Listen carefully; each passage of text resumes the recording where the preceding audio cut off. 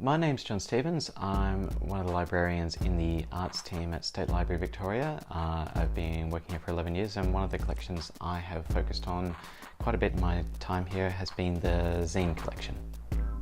Now, if you're wondering how we sort of define zines, I'd see them as being handmade independent publications. They're generally made for passion, not profit.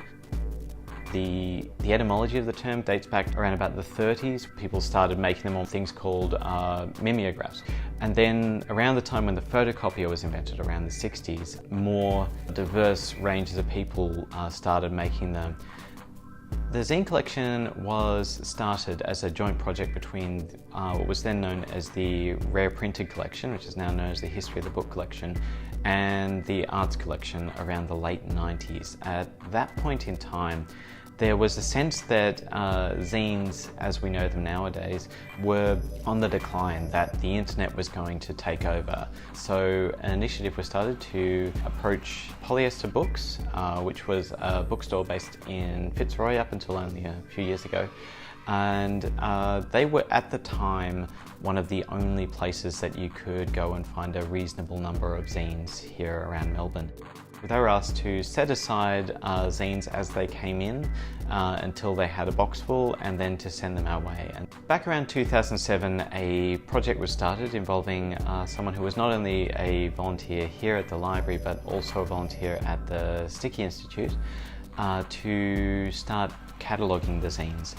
And over time, as the popularity of Sticky grew and as the number of zines they stocked grew, we gradually got more and more zines coming from Sticky. People nowadays are not necessarily making zines because it's the quickest way to make things.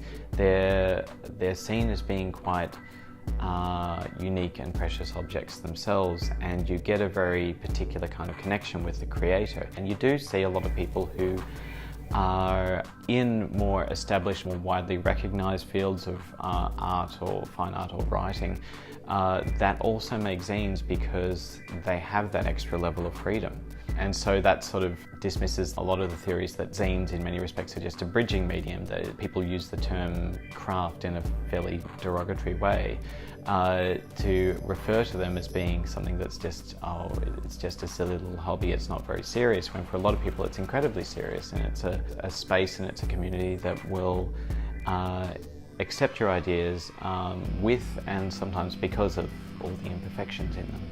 We see zines as being a very important part of our collection here, but it is an ephemeral art form, and so they're not made to last, but we'll do what we can to preserve them for future generations, and interest will grow over time. There's already quite a lot of academic writing on zines, and there's a broader interest in zines and people wanting to come in and access the collection. They're incredibly precious, and the collection that we have has roughly around 20,000 zines, which is a wonderful thing.